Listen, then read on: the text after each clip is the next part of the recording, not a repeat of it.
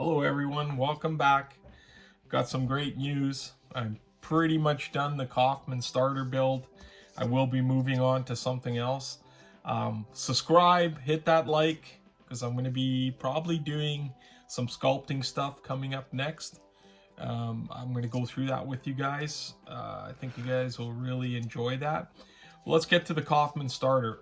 Typhoon Legacy, like I've told you guys before, Typhoon Legacy is they're up in Comox, BC. They're trying to get a HAWKER Typhoon flying in flying condition, and there is none right now. Like, there's a lot of warplanes that are flying, but the Typhoon was never one that was actually kept. I think there's one in full intact, and it was in Canada for a bit, and it's back in England, but it was on loan to Canada for a bit because we flew them, so we were able to get it back, and then they just shipped it back to not too long ago. So the Coffman starter is part of that engine that I've described in a couple of videos before that. This is a kit that they put out to beta test to see how it assembled.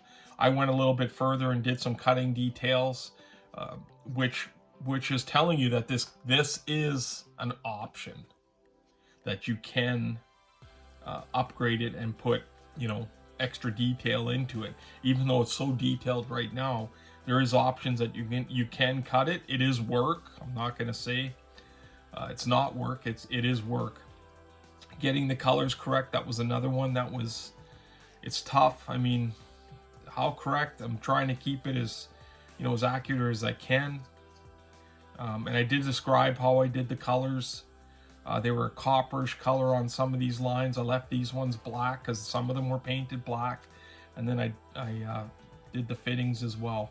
So let's go over it. It was an enjoyable kit to do. I love doing it. I thought it was so much fun. It was great. But I'll show you some of the details in it. Okay, so let's do that. All right, so here's the kit, fully done. And what I did do is if I tip it over this way, you can see it's mounted in here. And I took this into my shop yesterday, into my garage, and I polished this all.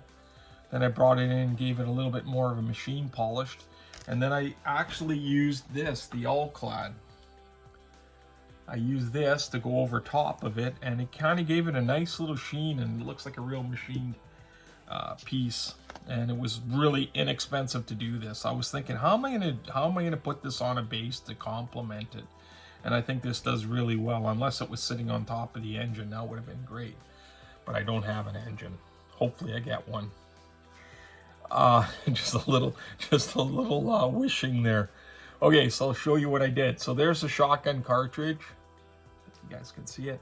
So that was all scratch built. This comes with the kit, but the rest was scratch built.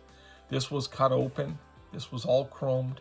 This was difficult to put together. I'm not gonna kid around there. That was difficult. Another thing I did do that's not in the kit, but they suggest you do it. I'm not sure if I got the right angle on it. I'm gonna say it's close, but I think it should have been up a little bit more. So if you guys are building this, I think it should be a little more at an angle. But that is actually the cable lever that's not included in the kit, so I added it. That's all scratch built. And what that did was the pilot can control it, so the cable comes down, and I actually mounted it right here beside these other pipes. It was controlled by the pilot. He could rearm it, so it would just roll that ahead. That's a lever action on it. So he could rearm to the next shell in case it didn't start. Okay, so this is all it is this is a starter, but it's a shotgun. They use the combustion off to start the engine. These lines, this line and this line, I epoxied these in. So because they're, if you can crazy glue them, but I used epoxy. And when you use the epoxy, what's kind of cool is if you're nice and careful, you can kind of smooth it out here, and it gives it kind of like a compressed fitting look, which is kind of neat. This was all scratch built as well, and inside here. So I did paint it red where it's been cut out, so you can see the inner workings as well. I thought the base looks great on this. I really like this finished base. I did have, I'd shown a picture to Bruce, and I did have the cap. There was a brass cap on here, and that's not supposed to be there. So I had to pull the shell out again and get rid of that cap, because the cap is there just to protect. So that's something, if you do decide to do something like this, I think it'd be kind of neat if they had the shells. This was, like I said, this was probably the most difficult part of the kit, and some of the lines, like a couple of these lines that go in here, I wish they would have had it a bit better on the drawings. I mean, they're okay. You can kind of tell where they go, but they should have a back view of it this way to show. This one's pretty easy. It's pretty self-explanatory. These three go into there, and then there's a bar that goes across here that connects there. What I really like about this, like, look at the little details of the labels. There's a label there, and then there's one right in, I'm hoping you guys can see it. There's one right in there, right there. Hoping you guys can see that. Yeah, and that's that metal. I did that dry brushing on here. It's a really, really nice effect. Then I weathered everything with all the fittings. I weathered sort of a coppery kind of bronzy look to them. It's very subtle, but it works very well. I might do just a touch more weathering on it, but this is completed. If any of you have the opportunity, once they put this into full production, if you want a really cool desk model that can sit there, you know, and it's quite large. So I'm trying to see if I have something that I can compare it to. Let's see if I can find a, good luck finding a coin, but I will just put this down,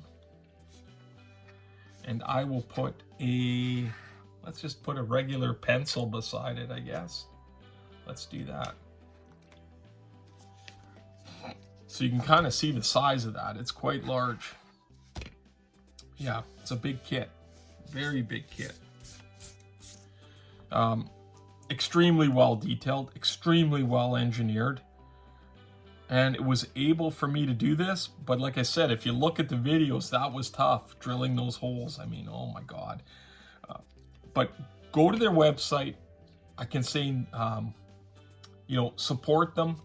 It's a great cause. If this kit does come out for sale, get one. I think you'll love it. If they come out with the engine, like the engine, if you guys think about this, the engine, if I put my hand here and I put it way over here somewhere, that's probably how big that engine would be. So it would be massive. Because this is on the tail end of the engine. This is just so if they do an engine in this scale, yeah, it would be phenomenal. That would be something. I would love to get one. You know, I would love to get one in the future. I wouldn't do a cutaway. I would probably build it as just a display piece. I thought this lended well to a cutaway because people kind of look at it and go like, really, what is it? You know, so it kind of makes a neat mechanical display. Really like that. I like the set screw in here as well. If you can see it here, I just enhanced it a little bit. I enhanced it. Oh, I enhanced it here just a little bit in there. If you can see that screw, so I enhanced that. Just trying to think of the stuff that I moved this lever. Supposed to be all the way down, but I moved it back just a touch because I wanted to be able to see all the gears in there. But I love the base. The base is great. I love this the finished steel base. I think that's really cool. Yeah, and I'm really glad I did this. This was hard. This cable assembly, yeah, that was really tough. What I used was just a simple piece of wire, but I had to make all those brackets and everything. That bracket's made out of brass, this one at the bottom. And like I said, I should have maybe angled it a bit more this way, possibly. I'm not sure, it might be right. They had pictures, but it was a lower style starter, and it was sitting a little more angled this way, but who knows, right? I think it's pretty close. I think it looks pretty good. I love this, the detail in it. But yeah, I'm really glad I did a cutaway. And I left, like I said, I left the shell halfway out, so I thought that was cool as well. Makes a really cool display. I'm probably, well, I'm 100% sure that I will be sending this back to Typhoon Legacy, and I think they are going to auction some of these off, so this would be really cool. If anything, you guys are helping out, you know, to build this Typhoon, which I think is amazing. I'd love to see that thing fly. I'll probably be one of the first people out there to see it fly, and I'm glad I could be part of this. This was it was an honor to actually be part of this. I was so glad they asked me to do it as well. And I'm a Canadian. I mean, you know, we flew these. It was and it's one of my favorite aircraft, so it wasn't hard to do, right? I don't know if I would have done one for a different aircraft, but for the Typhoon, yeah, anything to do with that plane, I really like that plane. It's one of my favorites. But okay, so that's the build. I hope you enjoyed the videos. More to come. I do have some more kits I'm working on, and I do want to do some sculpting. I want to go a different way to show people that, hey, I'm doing some other stuff as well. I'm working on some cool sculptors, so I think I'm going to end up painting something here for you guys. Please like, subscribe. It costs you nothing. I'm going to try and bring you videos. I mean, hey, it's just me, and I'm an old guy. I'm trying my best at filming this stuff, you know, but I'll get there. This is the first time I've really pushed a channel, so help me out. Like I said, like and subscribe, and you're going to get a lot more content. And I am going to do a studio tour as well. So on that, hats off to Typhoon Legacy. Had a blast building this. Hopefully you guys will get a chance to get one of these. Just, I know there's 4 other guys building them. I'd like to see what they do. I'm very, like, that's going to be awesome to see that as well, because they'll probably come up with something different. And some of the color schemes, I think it's, you know, fantastic that, you know, there's 4 other guys trying this, and we can kind of tell them, you know, what the problems are. But as far as I'm concerned, great kit, great cause, and you know the money's going towards this, towards the build. And okay, so I'll see you guys in the next new video that will be something completely different. Okay, see you later.